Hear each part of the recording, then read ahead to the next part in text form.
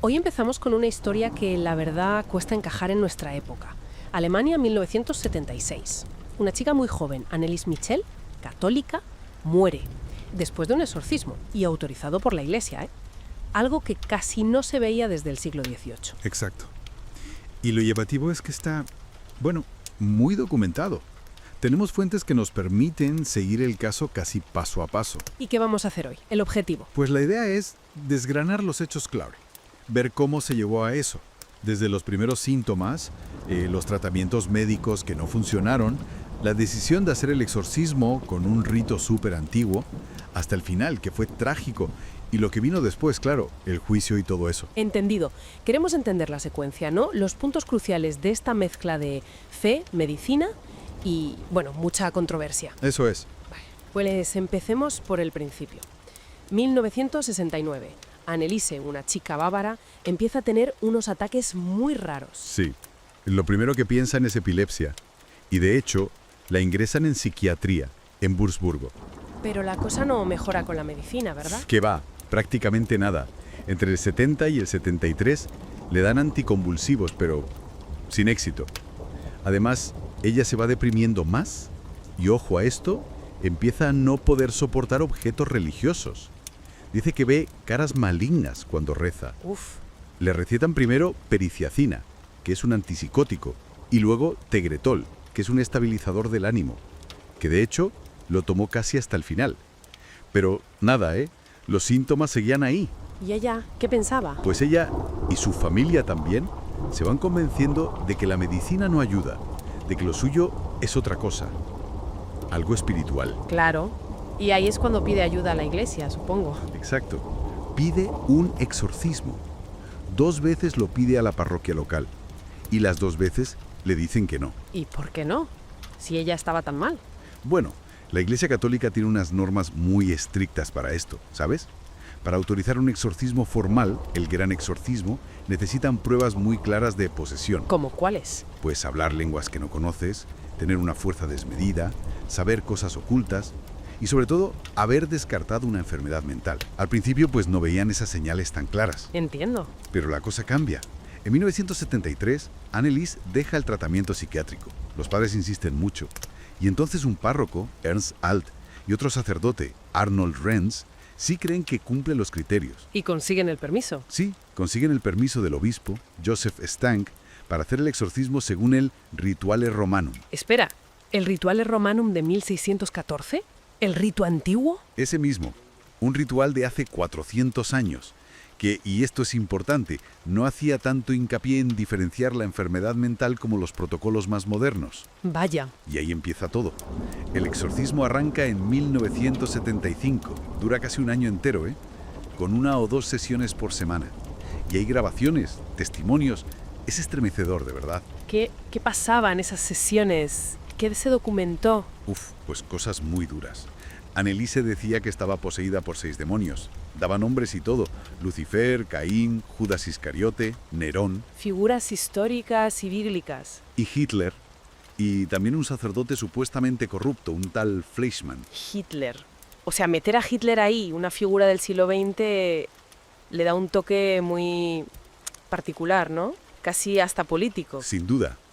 Refleja un poco las ansiedades de la época, el contexto cultural alemán de posguerra, supongo, y los comportamientos que describen son terribles. Por ejemplo, pues hacer ciertos de genuflexiones al día, hasta destrozarse las rodillas, ladrar como un perro durante días, esconderse debajo de la mesa, comer arañas, carbón, llegó a morderle la cabeza a un pájaro muerto o a lamer su propia orina.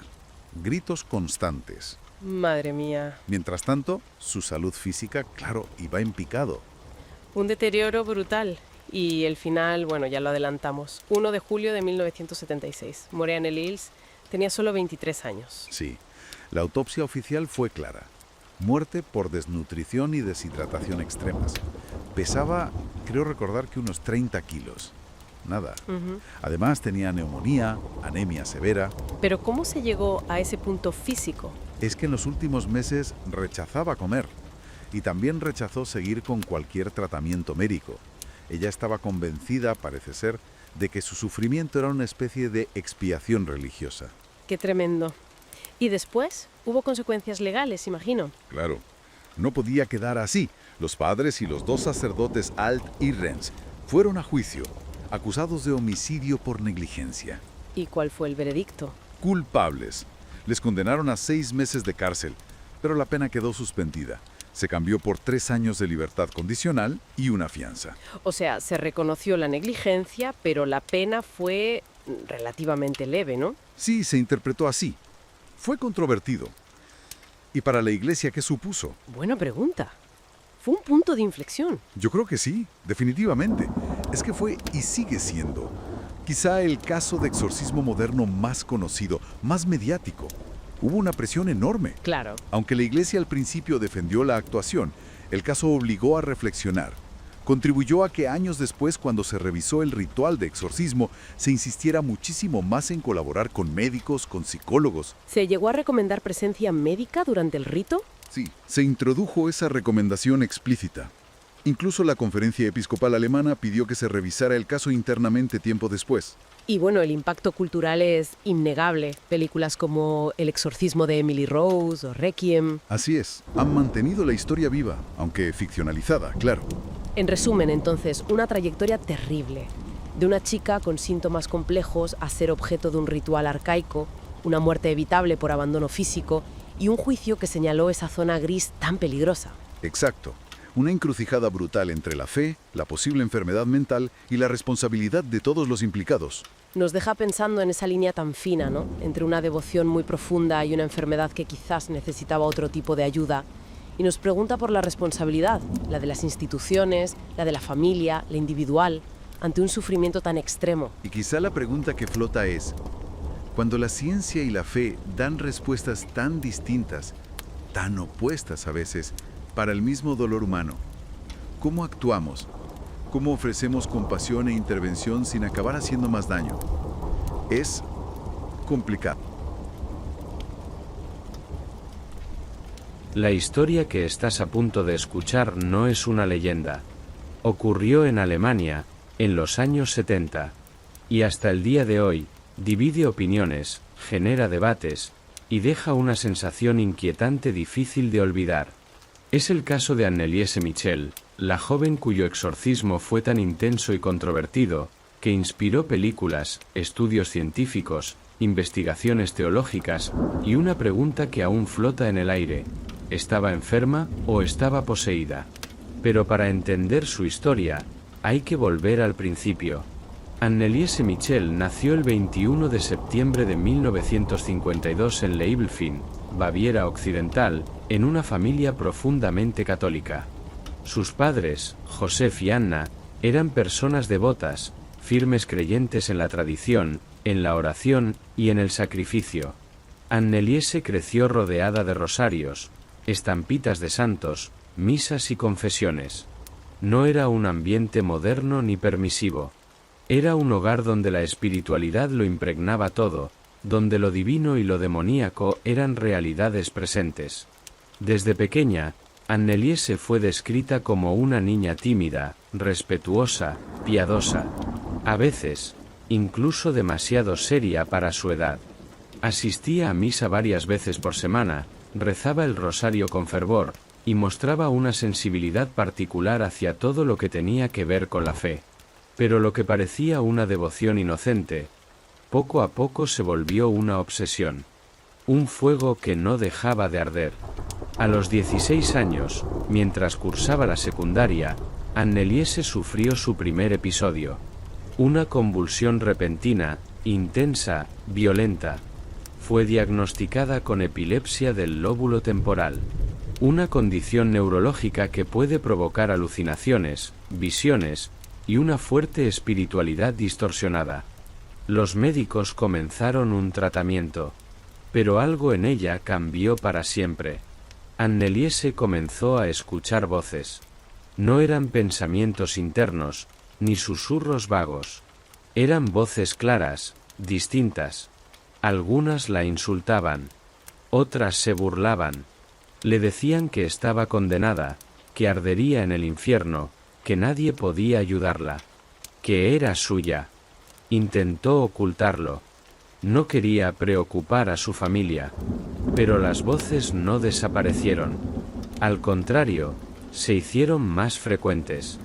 Y junto a ellas, llegaron las visiones. Anneliese veía rostros demoníacos en la pared, en el reflejo del agua, en los ojos de las personas que la rodeaban. Comenzó a evitar los lugares sagrados. No podía soportar entrar a una iglesia. Al pasar junto a una imagen de la Virgen María, gritó de dolor. Dijo que ardía por dentro, que algo dentro de ella quería escapar, o quedarse. Los médicos ajustaron su tratamiento. Cambiaron las dosis. Le recomendaron hospitalización. Pero nada parecía funcionar. Su estado mental se deterioraba. Su cuerpo empezaba a debilitarse. Y su fe se transformaba en angustia. Fue entonces cuando su familia, desesperada, comenzó a considerar otra posibilidad. Una que parecía haber quedado atrás en la Edad Media, pero que en su casa nunca se había marchado del todo. La posesión demoníaca. La Iglesia Católica, en esos años, era muy cuidadosa con este tipo de afirmaciones. Para autorizar un exorcismo se requería una investigación exhaustiva, pruebas sólidas, y la aprobación de las altas autoridades eclesiásticas. Pero los Michel estaban convencidos. Su hija no sufría una enfermedad. Sufría un asedio.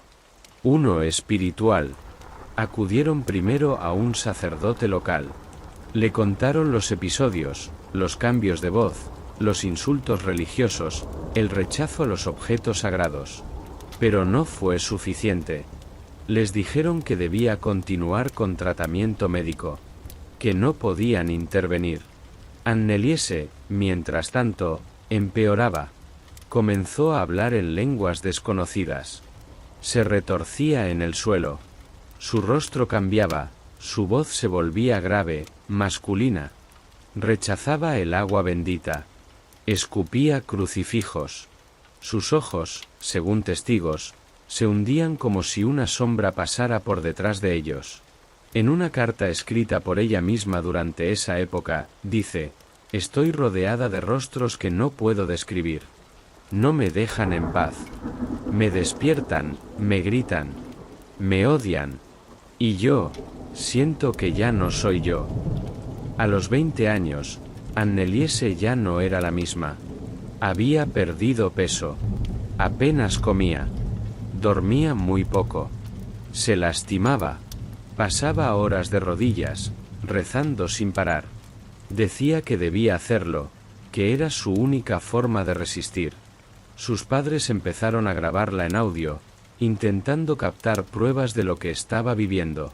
En esas grabaciones, que más tarde se harían públicas, se escuchan gritos desgarradores, palabras en idiomas distintos, insultos blasfemos, risas que no parecen humanas.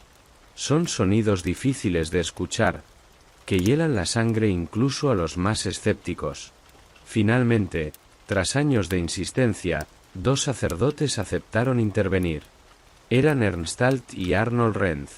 Tras entrevistarse con Anneliese, concluyeron que no se trataba de una enfermedad común, que había señales claras de posesión, y solicitaron permiso para realizar un exorcismo. El 1 de septiembre de 1975, con la autorización del obispo de Wurzburgo, comenzó el ritual, y lo que ocurrió durante los siguientes 10 meses, desafía toda lógica. El 1 de septiembre de 1975, en una habitación cerrada de la casa familiar en Klingenberg, Alemania, comenzó uno de los exorcismos más documentados y perturbadores de la historia moderna. Los sacerdotes Ernstalt y Arnold Renz no estaban improvisando. Tenían autorización formal del obispado de Wurzburgo para aplicar el Rituale Romanum, el rito oficial de exorcismo de la Iglesia Católica. Pero sabían que no era un ritual breve ni sencillo. Era una lucha. Y no sería rápida. Anneliese, que para entonces tenía 23 años, ya no era la joven delgada y piadosa de años anteriores. Su rostro estaba hundido, sus ojos marcados por ojeras profundas. Su cuerpo, debilitado por el ayuno constante, apenas se sostenía. Pero al comenzar el ritual, algo se despertó dentro de ella. Las grabaciones realizadas por los sacerdotes durante las sesiones todavía existen. Más de 40 cintas, con más de 70 sesiones, grabadas entre septiembre de 1975 y junio de 1976. En ellas, Anneliese grita con voces múltiples. No solo diferentes tonos, sino diferentes personalidades. Algunas se interrumpen entre sí, discuten, se burlan de los sacerdotes, maldicen a Dios, rechazan la oración, exigen silencio, ruegan por sufrimiento, y lo más escalofriante, se identifican. Los supuestos demonios que habitaban en el cuerpo de Anneliese decían llamarse Lucifer, Caín, Judas Iscariote, Nerón, Hitler, y un sacerdote condenado del siglo XVI llamado Fleischmann. Cada uno hablaba con una voz distinta, con expresiones particulares. Algunos eran violentos, otros calculadores.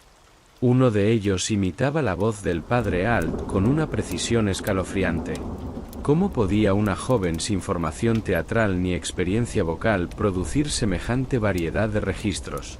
Durante una de las sesiones, el demonio que decía ser Judas gritó: «Ella es nuestra. Desde pequeña la hemos vigilado. Y ahora, no la dejaremos ir». Otro, que se presentaba como Lucifer, dijo: «Ella reza demasiado. Me ha herido con sus oraciones. Pero su cuerpo está débil. Y cuando se rompa, será toda nuestra». Los exorcismos se realizaban varias veces por semana, a veces durante horas. En ocasiones, Anneliese necesitaba ser sujetada por varios hombres para evitar que se lastimara.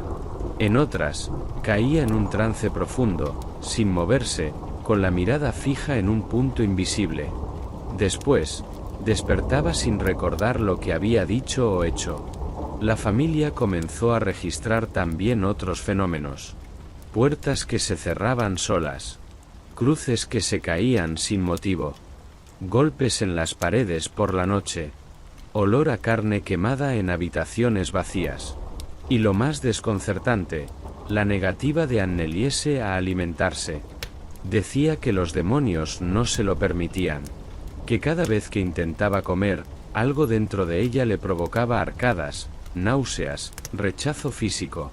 El deterioro fue brutal. Pero Anneliese no se rendía. Seguía rezando. Seguía suplicando. A veces, decía que la Virgen María la había visitado. Que le hablaba en sueños.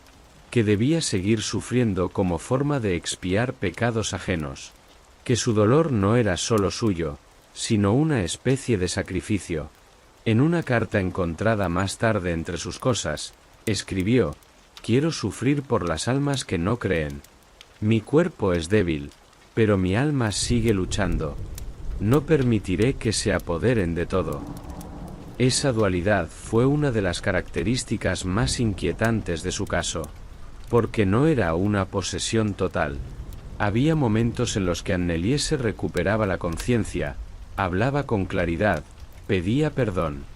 Y luego, sin aviso, la oscuridad regresaba. Los sacerdotes, testigos directos, también se vieron afectados. Años después, el padre Renz confesaría que hubo noches en las que no podía dormir, que escuchaba la voz de Anneliese en su mente, repitiendo frases sin sentido. El padre Alt, por su parte, comenzó a documentar los episodios con una obsesión creciente. En sus diarios escribió: «Nunca había visto algo así. Ni en los libros, ni en la tradición. Es como si el mal hubiera tomado residencia en su cuerpo».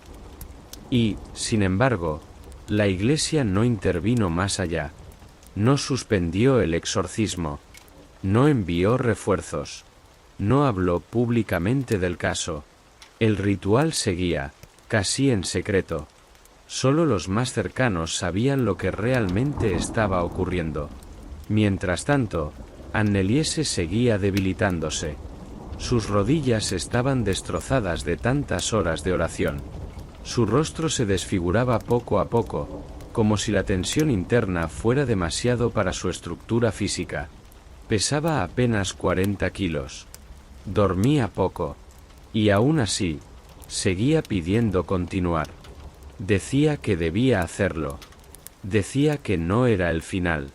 Pero todos los que la rodeaban sentían que algo se acercaba. Algo definitivo. El invierno de 1976 fue especialmente crudo en Klingenberg. Las temperaturas descendían por debajo de cero, y el ambiente dentro de la casa Michel era cada vez más denso. Ya no solo por el frío, sino por la tensión, el agotamiento y la presencia invisible que todos decían sentir. Anneliese Michel seguía en su habitación, entre rosarios, agua bendita y susurros. Cada semana se realizaban nuevas sesiones de exorcismo, y cada sesión era más violenta que la anterior. Su cuerpo ya no tenía fuerza, pero las manifestaciones no cesaban. Al contrario, algo dentro de ella parecía resistirse al final. Los sacerdotes, Ernst Alt y Arnold Renz, continuaban registrando los rituales. Las grabaciones de esta etapa son especialmente aterradoras. En ellas, la voz de Anneliese ya no es humana. Ruge, gruñe, llora, ríe con sarcasmo. En una de las sesiones, llega a hablar en simultáneo con dos voces diferentes, un fenómeno conocido como glosolalia dual. Una voz insultaba a los sacerdotes, mientras otra recitaba pasajes bíblicos al revés. Cuando le preguntaban por su identidad, respondía con nombres nuevos. Además de Lucifer, Judas o Hitler, aparecieron otros que nadie reconocía. Entidades que se autodenominaban el condenado, el que fue rechazado, el ciego sin nombre. Algunos hablaban en dialectos antiguos, otros, en lo que parecía ser un idioma sin estructura. Pero lo más perturbador era lo que esas voces decían: ella no quiere rendirse. Nosotros tampoco. En su breve tiempo de lucidez, Anneliese apenas podía hablar. Su mandíbula temblaba. Sus labios estaban partidos por la deshidratación. Sus ojos se mantenían entrecerrados, como si pesaran toneladas. Y sin embargo, pedía que no la llevaran al hospital, que no detuvieran los rituales, que debía resistir hasta el final. Los médicos, en ese punto, ya no formaban parte del proceso. Su familia rechazó continuar el tratamiento clínico. Los medicamentos contra la epilepsia habían sido abandonados meses atrás.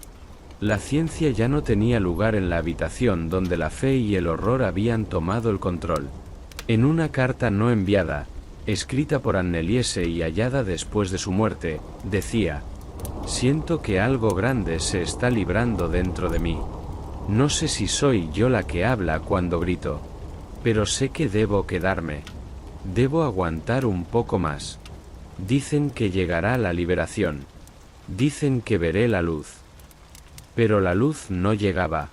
Durante esos meses, el sufrimiento de Anneliese alcanzó niveles difíciles de imaginar. Se golpeaba contra las paredes.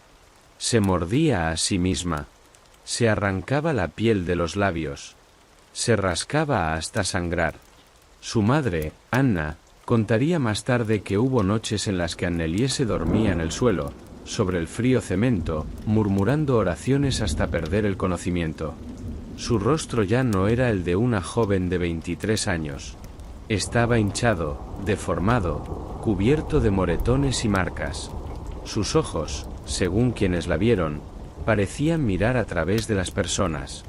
No enfocaban, no parpadeaban.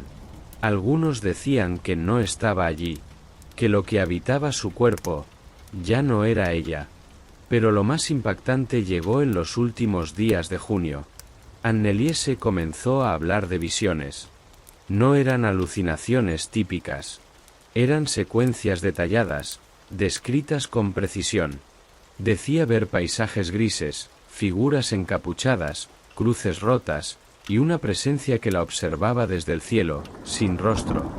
Decía que el infierno no era fuego, sino ausencia, vacío, frío eterno. En una sesión, mientras el sacerdote recitaba una oración de liberación, Anneliese gritó: «Él no se irá. Él ya no está fuera, está dentro. Soy su casa». Después de eso, hubo silencio. Un silencio espeso. Duró minutos. Todos en la habitación se miraron sin saber qué decir. Y cuando finalmente ella habló, ya no era un grito, era un susurro: «Estoy cansada». El 30 de junio de 1976, tuvo lugar la última sesión. Ese día, Anneliese pidió confesarse. En un momento de lucidez, miró al padre Renz a los ojos y le dijo: «Reza por mí». Después, recitó una oración al arcángel Miguel, el protector según la tradición cristiana. Fue la última vez que habló. Al día siguiente, el 1 de julio de 1976, Anneliese Michel murió en su cama. Tenía 23 años. Su cuerpo pesaba 30 kilos. La noticia no tardó en extenderse. Primero en Klingenberg, luego en toda Alemania, y finalmente, en el mundo. Pero la historia no terminó con su muerte. Cuando el cuerpo de Anneliese Michel fue descubierto, pesaba apenas 30 kilos. Estaba lleno de heridas, hematomas, cicatrices. Tenía los dientes rotos, los labios desgarrados, las rodillas ennegrecidas por meses de oración compulsiva. La imagen era devastadora. Pero lo que más llamó la atención de los investigadores no fue el cuerpo, sino el entorno. En su habitación no había medicamentos, ni alimento adecuado. Había agua bendita, crucifijos, estampas de santos, una Biblia abierta, cintas de casete, más de 40 grabaciones con los exorcismos realizados por los padres Alt y Renz, horas y horas de sufrimiento registrado, testimonios de una lucha que desafiaba toda lógica. El médico forense dictaminó que Anneliese había muerto por desnutrición y deshidratación severa. Su organismo simplemente no pudo soportar más. Había dejado de alimentarse por completo, empujada por su convicción de estar poseída, por las voces que le impedían comer, y por la aprobación tácita de quienes la rodeaban. La justicia actuó de inmediato. En 1978, los padres de Anneliese y los 2 sacerdotes fueron llevados a juicio por homicidio negligente. La atención mediática fue abrumadora. La sala del tribunal se llenó de periodistas, curiosos, creyentes, escépticos. Era un caso sin precedentes en la Alemania moderna. Una joven muerta por exorcismo, en pleno siglo XX. Durante el proceso, se escucharon extractos de las grabaciones. Se mostraron fotos de Anneliese en sus últimos días. El jurado y el público quedaron conmocionados. En una de las cintas, la voz profunda que supuestamente correspondía a Lucifer dice: «Esta carne me pertenece. Nadie la salvará». En otra, una voz más aguda grita durante minutos, sin respirar, sin pausa. Los expertos médicos convocados por la defensa intentaron argumentar que Anneliese sufría un trastorno psiquiátrico grave, que había sido mal diagnosticada, que los sacerdotes actuaron según su fe, y que sus padres creían sinceramente que la ayudaban. Pero para la fiscalía, fue claro: Anneliese fue víctima de abandono, de una fe llevada al extremo, de decisiones que costaron una vida. El veredicto fue condenatorio. Los padres Michel y los sacerdotes fueron hallados culpables, pero debido a la naturaleza religiosa del caso y al sufrimiento ya vivido, fueron condenados únicamente a 6 meses de prisión condicional y 3 años de libertad vigilada. La sentencia no dejó satisfecho a nadie. Para algunos, era demasiado indulgente. Para otros, una afrenta a la libertad espiritual. A partir de ese momento, el caso de Anneliese Michel se convirtió en un campo de batalla ideológico. La Iglesia Católica, en una decisión significativa, tomó distancia. No condenó a los sacerdotes, pero tampoco los defendió públicamente. modificó su protocolo de exorcismo, reforzó las condiciones para autorizar un rito y, sobre todo, recomendó que en todos los casos similares se priorizara la evaluación médica exhaustiva. Pero mientras la Iglesia guardaba silencio, los creyentes no. En muchas regiones de Alemania y Austria, comenzó a circular la idea de que Anneliese Michel no había muerto en vano, que su sacrificio fue real, que su cuerpo fue el campo de batalla de una guerra espiritual.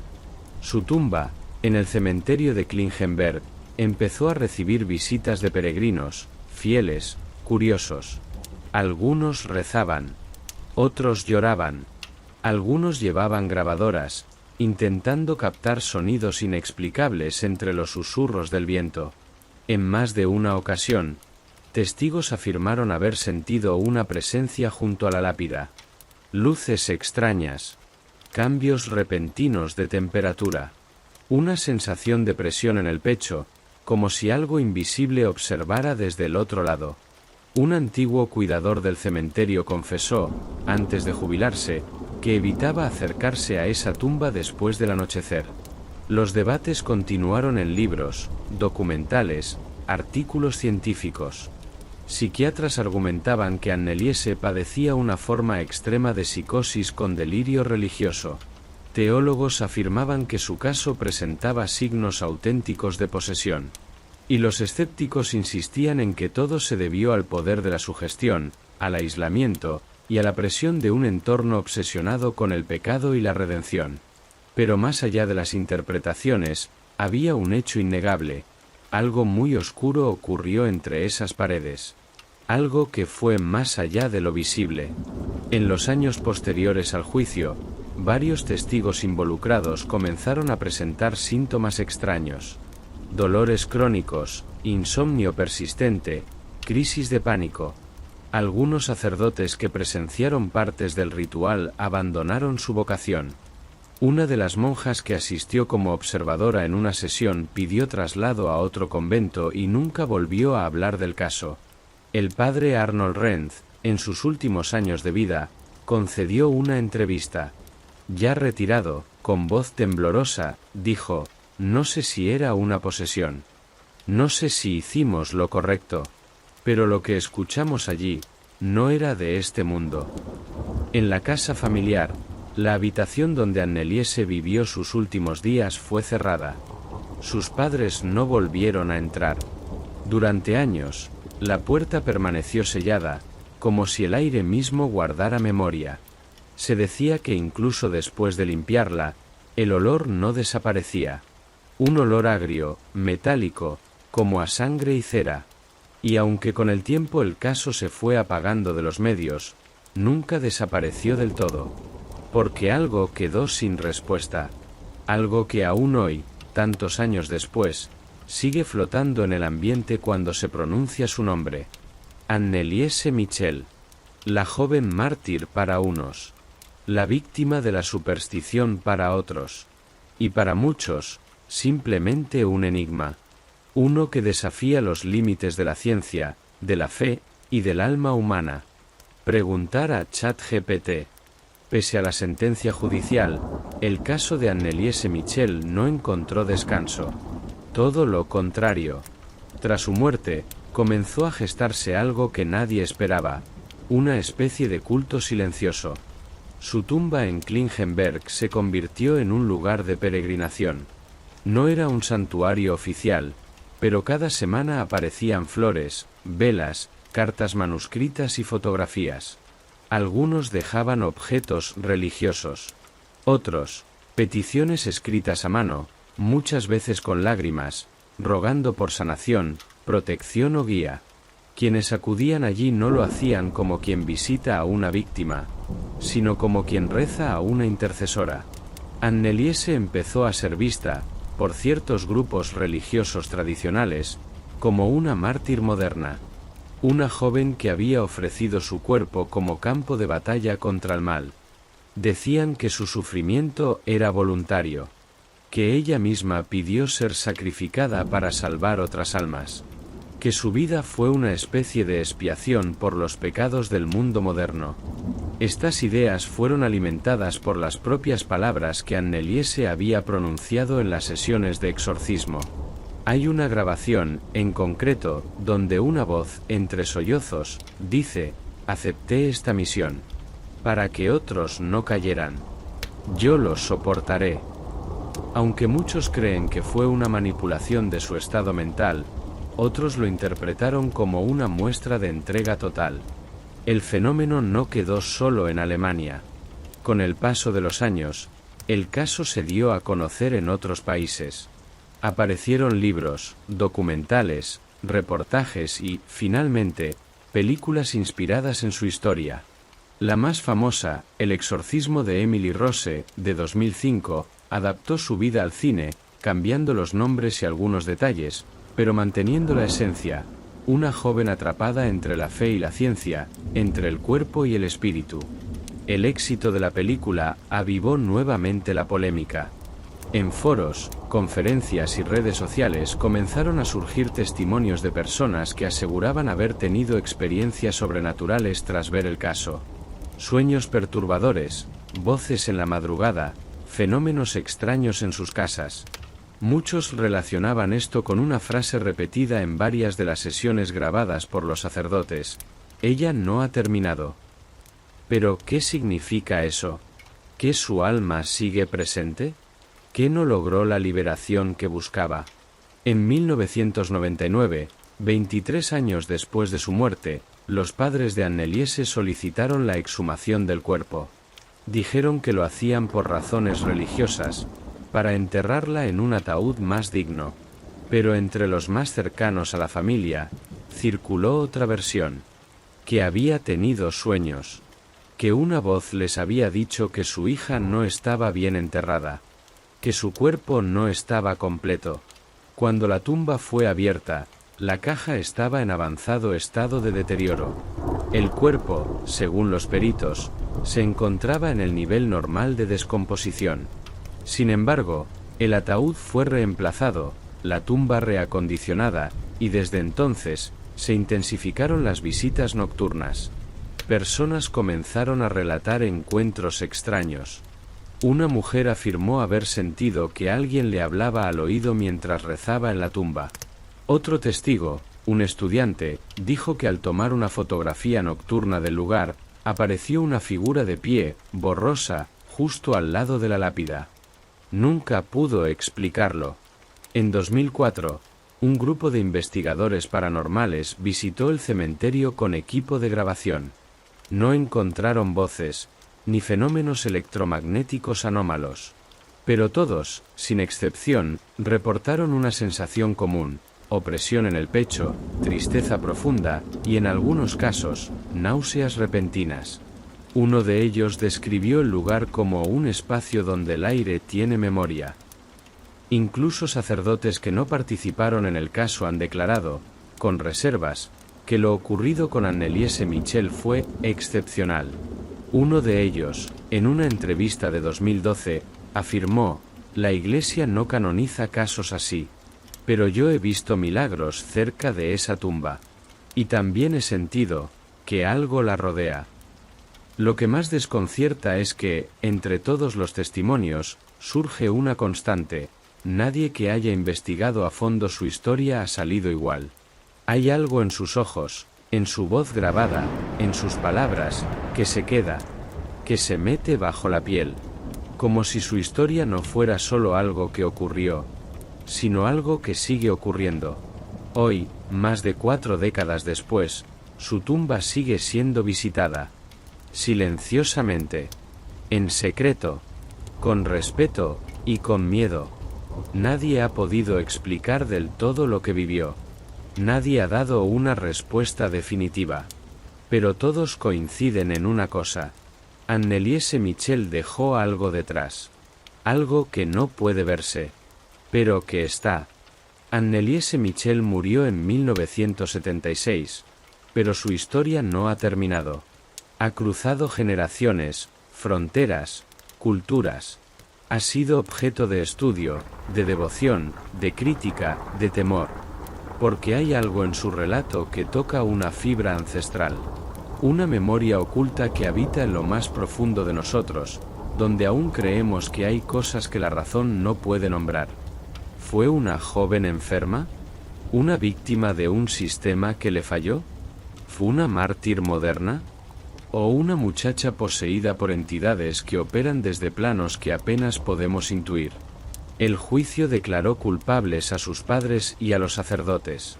La medicina la diagnosticó con epilepsia del lóbulo temporal, un trastorno neurológico que puede provocar alucinaciones y delirios religiosos. La psiquiatría habló de esquizofrenia catatónica, de psicosis mística, de trastornos inducidos por el entorno. La Iglesia, oficialmente, dio por cerrado el caso, pero nadie, ni médicos, ni jueces, ni clérigos, pudo explicar con certeza cómo una joven de 23 años pudo soportar lo que Anneliese soportó durante meses sin romperse del todo.